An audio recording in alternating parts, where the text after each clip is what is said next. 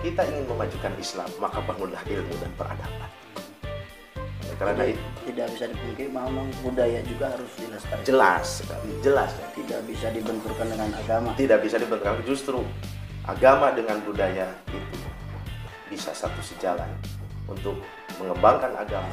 Itu bukan hanya sebatas organisasi, Jelas, Ya. jelas. itu juga bisa dijadikan ruh kehidupan. Ruh kehidupan.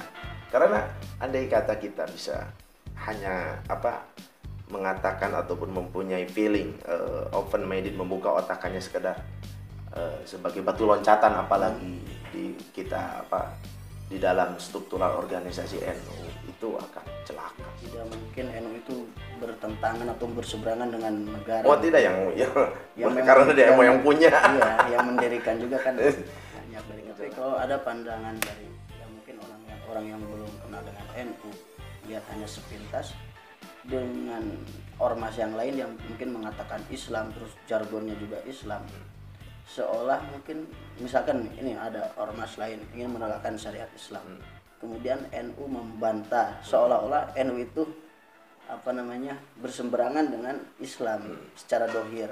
Itu bagaimana cara pada kesempatan kali ini tentunya saya sungguh sangat bahagia sekali bisa bersilaturahmi ke yang bisa dikatakan nomor satu di depan paling NU di Kabupaten Pangandaran. Tentunya acara ini adalah acara ngokoh, ya. Ngobrol bareng tokoh di sini bisa dikatakan ahli dalam bidang hal tersebut, karena kita kan harus berbicara dengan yang ahlinya, ya.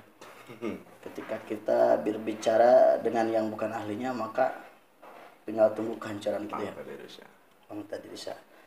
Ada beberapa hal yang ingin saya tanyakan beberapa kiai. Ini kan sebentar lagi NU itu akan menjelang Harlah Nahdlatul Ulama yang ke-95, ya. Kalau menurut hitungan Masehi. Di usia NU yang hampir satu abad ini, menjelang satu abad, kenapa kok NU itu bisa seeksis, ya, dalam artian banyak ormas-ormas lain, banyak juga organisasi-organisasi lain yang tidak kalah mengatasnamakan Islam, tapi kemudian banyak yang akhirnya misalkan gugur di tengah jalan dalam perjuangan. Akan tapi meskipun dalam hal itu banyak sekali rintangan, ujian dan cobaan, akan tapi NU bisa dikatakan masih eksis lah sampai saat sekarang. Meskipun tidak bisa dipungkiri bahwa di NU juga banyak rintangan dan halangan dan ujian dan lainnya. Tapi apa yang menyebabkan kemudian NU ini bisa terus eksis di mata masyarakat, baik juga di pemerintahan dan lainnya? Terima kasih Kang Usup dari Mohik TV. Mudah-mudahan pertemuan kita ada dalam ridho dan lindungan Allah Subhanahu wa Ta'ala. 95 tahun sudah berlalu, bukan waktu ataupun momentum yang sebentar. NU berkiprah di bangsa Indonesia, di negeri kita tercinta, sudah 90 tahun lamanya kalau hitung, 95 tahun lamanya kalau hitungan Masehi. Ini adalah salah satu yang tidak ada dalam organisasi ataupun organisasi masyarakat ormas Islam yang lainnya, di mana NU bisa berkiprah eksis sampai sekarang sesuai dengan pertanyaan saudara tadi. Ini karena apa? Jelas, ini NU itu sudah melalui ataupun sudah melaksanakan yang sebagai ciri substansi dari NU ini karena ada 3 faktor. Yang pertama yaitu adalah NU bisa eksis sampai sekarang. Yang pertama adalah karena ilmu. Yang kedua adalah karena ritual, dan ketiga adalah budaya. Bahwa yang pertama adalah ilmu turun temurun, yang disebut dengan pesantren kecil, NU kecil adalah pesantren terus menerus melestarikan keilmuan dari para ulama, yang sebagai induknya adalah Hadratus Syekh Bahasim As'ari. Terus secara signifikan sampai sekarang pesantren-pesantren masih tetap eksis. Selama pesantren-pesantren masih eksis dan berjalan, maka NU tidak akan pernah punah. Oke, di samping itu juga tentunya bahwa NU juga adalah sebagai pesantren besar, bermuara di Nahdlatul Ulama. Dan pesantren-pesantren seperti gini, pesantren kita semua di pondok pesantren adalah sebagai NU kecil, bermuara di pada Nahdlatul Ulama di bawah naungan PBNU, Pengurus Besar Nahdlatul Ulama. Dan kita tahu bahwa ini adalah ilmu yang terus ditransfer sebagai mediasi perjuangan ulama-ulama Nahdlatul Ulama, perjuangan para ulama-ulama NU terdahulu, dan dilestarikan oleh pesantren-pesantren kita. Dan saya yakin selama pesantren masih ada, NU akan tetap eksis. Selama ini bahwa ada persepsi di masyarakat awam terhadap NU, mengatakan bahwa ya dinamakan NU itu ya tahlilan, yasinan, hanya sebatas itu ya. Yasinan, debaan, marhaba gitu. Tapi ada hikmah sebenarnya di samping itu. Selama itu masih ada, itu insya Allah itu ada. Karena itu adalah termasuk yang kedua adalah ritual yang terus menerus di masyarakat kita. Itu. Bukan budaya, beda. Nanti budaya saya sampaikan. Ini adalah ritual yang terus menerus. Selama ritual itu ada, insya Allah ini adalah salah satu trik luar biasa para ulama NU terdahulu yang kita memang tidak bisa dipikirkan oleh kita ke arah sana. Kelebihan ulama-ulama kita itu, ulama Nahdlatul Ulama pada waktu itu bisa mentransferkan supaya bagaimana NU sampai abadi sampai sekarang saat ini. Alhamdulillah 95 tahun loh, Kang Yusuf. Hampir satu abad. Satu abad, hampir 5 tahun lagi. Ini bukan hal yang mudah. Ini bukan hal yang sebentar, tapi ini cukup lama. Luar biasa. Dan ormas-ormas Islam tidak bisa seperti ini. Banyak yang berjatuhan di tengah jalan. Karena memang eksistensinya memang tidak bisa seperti Nahdlatul Ulama. Padahal NU juga kalau rintangan pasti ada. Pasti ada. Setiap perjuangan pasti ada. Nah, tetapi memang NU yang paling kuat itu NU apa? Di NU itu siun kawalat. Karena kita takut terhadap para guru-guru kita, orang tua kita. Yang ketiga, Kang Yusuf, bahwasana NU masih eksis dan berkembang, mengajarkan agama yang rahmatan lil alamin, amar ma'ruf nahi munkar bil ma'ruf. Di antaranya itu adalah oleh budaya.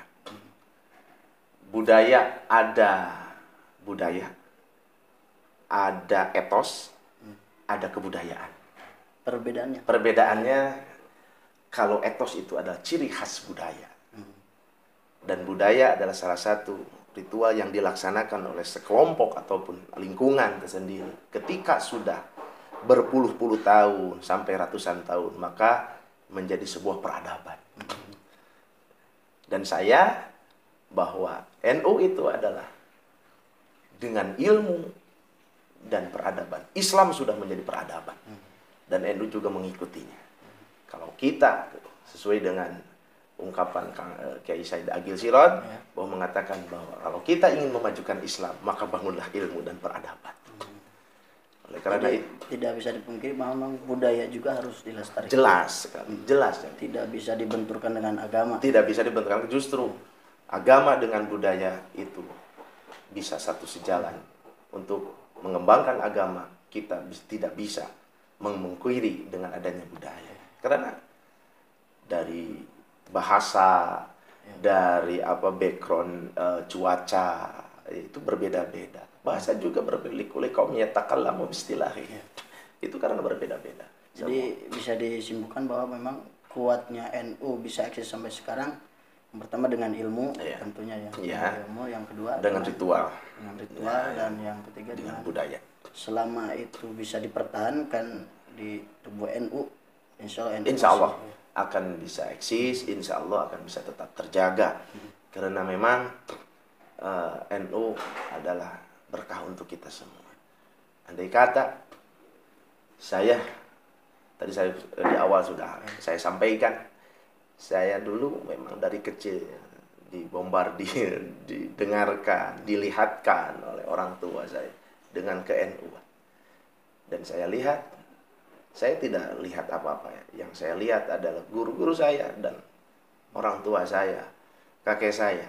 Selama ini di NU tidak ada kemadaratan baginya, tetapi yang ada kemaslahatan. Dan itu menjadi salah satu keyakinan buat saya.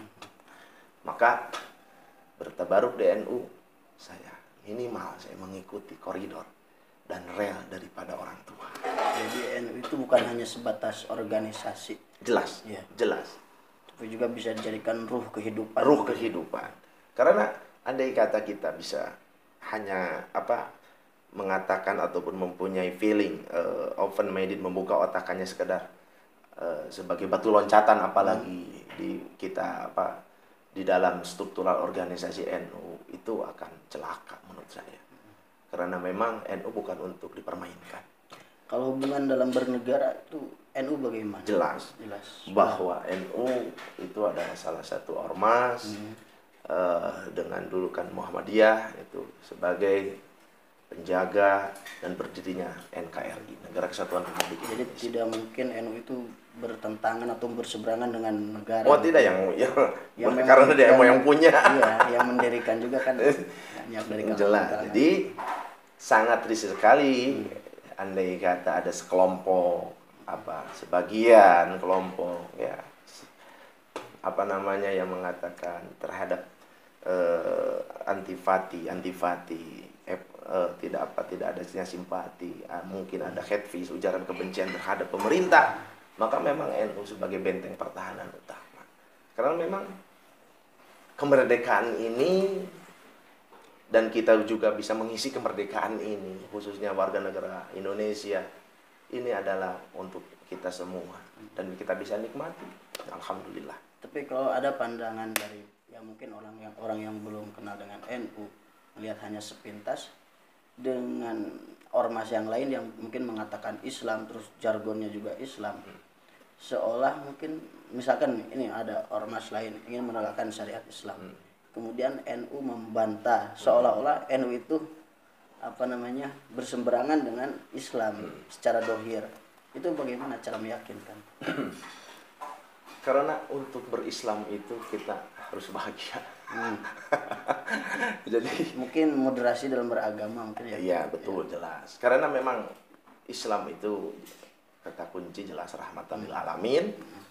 Tapi andai kata kita beragama itu kaku, bagaimana orang non muslim luar Islam bisa kita dikatakan bisa terpecut hatinya untuk masuk Islam, andai kata pembawa Islamnya itu sendiri adalah orang yang kaku, nervous, sangat gugup. Dalam Islam itu justru kita harus menawarkan bahwa Islam itu adalah di samping ad-dinun nasihah, agama yang di dalamnya nasihat, juga agama yang berbahagia. Dan juga ketika kita berbicara tentang Indonesia bukan hanya berbicara tentang Islam. Oh jelas, jelas. Karena memang Pancasila itu adalah konun daripada syariat Islam. Dan juga secara memang makro ya, kalau kita berbicara berbangsa dan bernegara, di NU itu memang itu tempatnya dengan kearifan lokal, dengan bawa jargon NU, siapa kita kan gitu, bahwa Pancasila jaya, ini jelas. Dan dimana andai kata bila mana ada sekelompok orang ataupun ormas-ormas yang terus berseberangan dengan NU, kita lihat dan kita bisa menyaksikan sendiri bahwa mereka sendiri hancur di bawah dulim. Ini adalah realita. Saya ngomong realita, realistis banget. Tidak ada yang ditambah-tambahin. Memang sebeginilah adanya. Ini menarik, kan tema Harlah NU yang ke-95 ini adalah khidmah NU menyebarkan Ahlus Sunnah wal Jamaah Aswaja. Apakah memang Aswaja ini sudah tidak disebarkan apa bagaimana, atau mungkin ada orang yang mengatasnamakan aswaja tapi di dalamnya justru malah menghancurkan aswaja. Oh, betul, jelas. Karena memang, maaf, orang yang di luar Ahlus Sunnah wal Jamaah, Wahabi sekalipun, dia tidak mau dikatakan di luar aswaja. Pasti mereka bilang bahwa dia Ahlus Sunnah wal Jamaah. Tapi Ahlus Sunnah wal Jamaah yang mana? Yang mana? Jelas. Jadi memang kita walaupun semuanya juga kelihatan kalau di Islam mayoritasnya Ahlus Sunnah wal Jamaah. Ya gitu kan, ada madahibul arba'ah di dalam fikihnya, itu jelas. Tetapi karena fikroh dan harokah yang berbeda, ini bahaya sekali Kang Yusuf. Ini berbahaya sekali.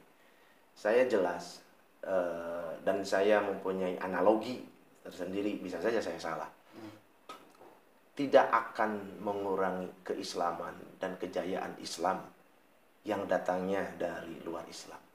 Walaupun walang tardoan kaya walan nasohat tabi amilah tahu, tapi kita lihat, saya mengikuti mufasir saja.